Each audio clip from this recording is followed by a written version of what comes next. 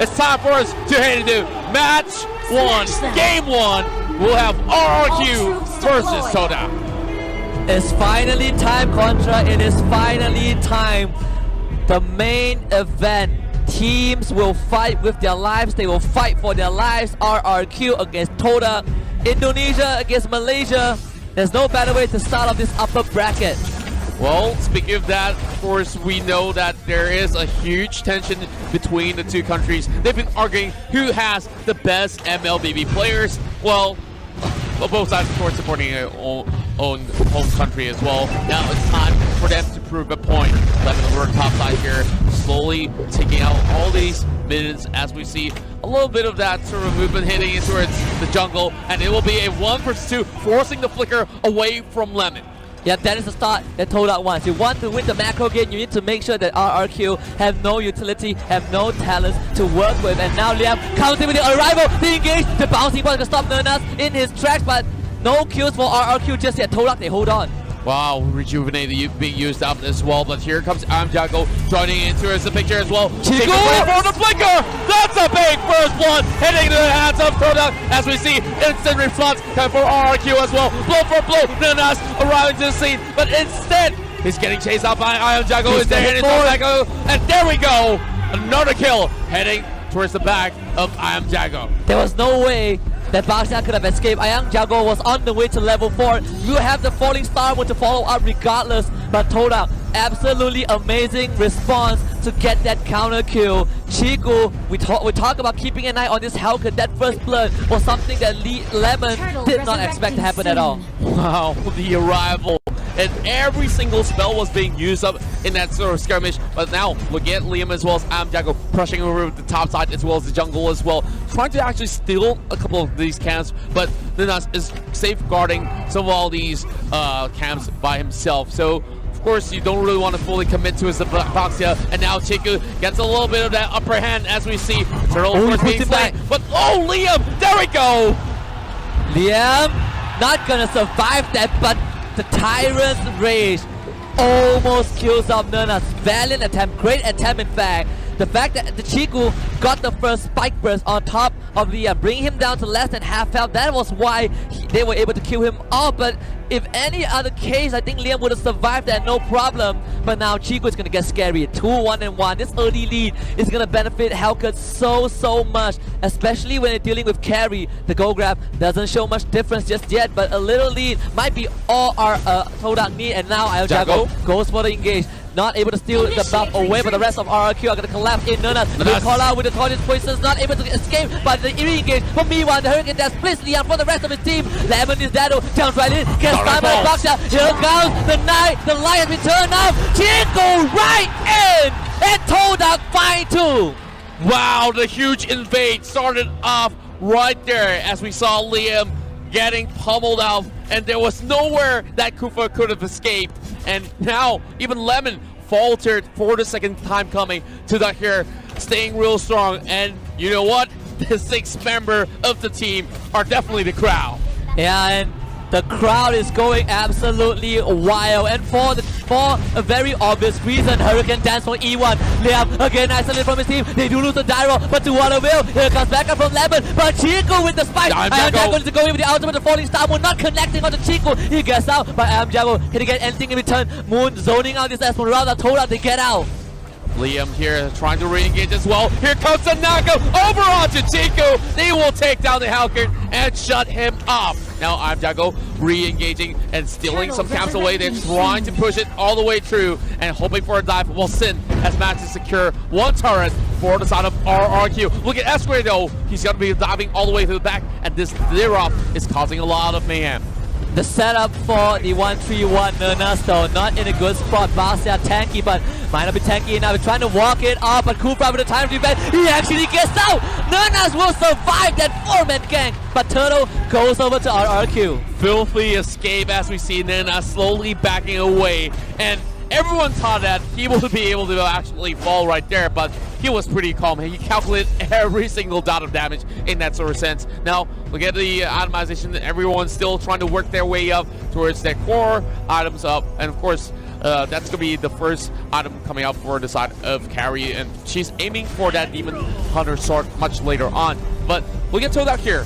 3-man in the mid lane. Same goes to RRQ. They're kind of having a same sort of a strat heading into this battle. That's why we keep seeing them lock horns time after time. And Amjago now tries to go in for some chase. There's a bait from Nurnas, but Amjago not going to go for it. RRQ, they are looking at the map right now and can see that they are TODAK going for the 1-3-1, but solo kill from Sin onto that Dyro. Now RRQ, they're looking for the opening. Nurnas just get away with the ultimate, the disengage. But RRQ, they should have some confidence because of that solo kill, the 1-3-1.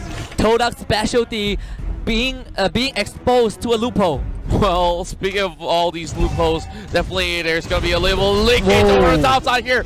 Flicker coming out from Chiku after the Dark Knight falls, so he will have a little bit of that sweet escape. But that will mean that the turret will be opened up, and there's a lot more space being created by RRQ. RRQ, they're coming into the middle lane. And for the Baxia, for Nurnas, not as active as Sure's Baxia from 10S Gaming Plus. RRQ, if you're dealing with this Kufra, you have to remember there is constantly the element of surprise. That was how the re-engage 2 minutes ago caught TODAK off guard. The gold grab showing RRQ's direction. They're gonna push X-Ray back, and they finish off the Dyro killing spree for Lemon. And you were just talking about catching somebody off guard right there, and they just showed you how they do it. X-Ray now on the back foot, 0-2, and now a little bit of a tickle over the side of Moon as well. There might just be some engages heading in towards the side of Liam, but that's not going to be all too great for the side of TODAK to actually go in hastily. Now, Turtle's definitely spawning towards the lower side, which means that there's going to be some tussle in that jungle. They're going to kill him off immediately. No way out. Mega kill for Lemon. They will try to zone out Nurnas. RRQ going for this turtle. The one way to beat the speed push composition is to get those turrets early on, is to force them to team fight with a man disadvantage. And RRQ, they are doing everything right. Now sieging on the middle lane, but guess what? They found Moon and they send Chang'e back to the Moon indeed. Chiku trying to run away with the Darkness Falls, and he will be able to get out, but Jago is waiting. Jago. Chiku, they want some fruits. RRQ is hungry. They will find a mega kill for the Esmeralda. Jago now 4-0. We're seeing a little bit of that change of tides as we see RRQ now getting a little bit of that slight lead, only 2k of the difference, but Jago trying to set up the dive, but there's no point engaging towards Nurnas. Nurnas just slowly falling back, and well, over on the top end, they still have not destructed that tier 1. So for the side of RRQ, they're focusing on towards that mid lane so that they can easily roam across those jungles here. Now, starting things off, I would say that members of TODAK gotta be really careful on their positioning, because we see a little bit of that error being forced, especially when they hit for those turtles. Exactly, and I pointed out, Dyrov not good in team fighting situation. His only purpose, his sole purpose this game is to synchronize himself with Chiku, with the Hellcat to go for those split push. But because RRQ took down all the outer tier turrets in the middle lane, TODAK has less space to work with. Lemon being knocked back into the wall, but Hurricane Dance. 3 members on top of this Tamus, but Lemon just gonna walk it off. Well, he didn't even bother at all. He knew that they don't really have that much of a damage output. As we're looking at RRQ here, so being pretty much well tanky in that sort of sense as well. And Jago here soaking the damage with the Esmeralda. Oh, the stun. But there we go. Liam re-engage. Liam with the Tyrant's Revenge. Gets the bouncing ball into Nurnas. He does find 3. RRQ, they know. They're going to play this slow. The split push continues from TODAK. This is where Dyrov starts to be effective, pushing out that bottom lane. You peel RRQ away from the rest of the team, you might win, but Moon, the flicker comes up, but Sin is not going to let him get away. They slay the Chang'e once again. They were all 2 split up, and now they're also having a rival towards the bottom side, which means that the split push is rendered useless. And then that's now getting chunked out by Jago. There's no escaping from this, but he's just buying enough time, and meanwhile, there's still something happening over mid lane. Yeah, and the arrival also another factor. If you look at this replay brought to you by Ryu Mobile, there was nothing that TODAK can do. They do get the kill onto a member of RRQ, but to what avail? The arrival stops the split push. As long as you are able to match TODAK in terms of their map presence, you have no problem stopping that from happening.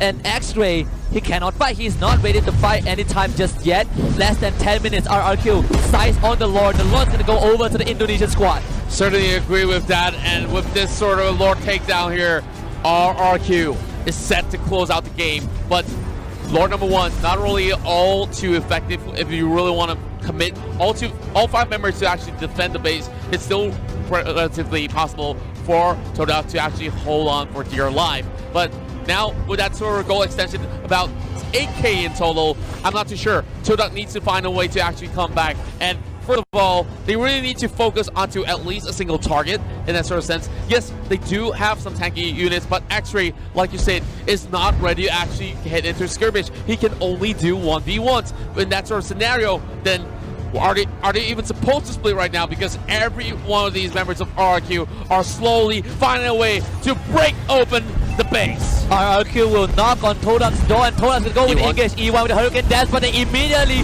send him back to Fountain. 1 down for TODAK, and there's 1 inhibitor for RRQ. The Lord has been slain. Nernas with a Curtis Poison tries to defend, and Lemon gonna push right and beat the front line. RRQ being really patient. Nernas now caught out, and they will make Pineapple Punch from him, and the engage from RRQ will slay X-Ray for the 3rd time in this game, and Indonesia are looking for that first crystal. They will take this opening match. Chico trying to save the game. You kill off Lemon, but gets pushed back by the Valiant. Iron Jago on the monster kill streak. They don't have the minimum just yet, but it's pushing in. TODAK, they need to defend 2 versus 4. Can they do it? E1 clearing out the minute as much as they can. Moon is right in the back. E1 gonna give his life for this, but RRQ sized on next, sized on crystal. They will take game 1.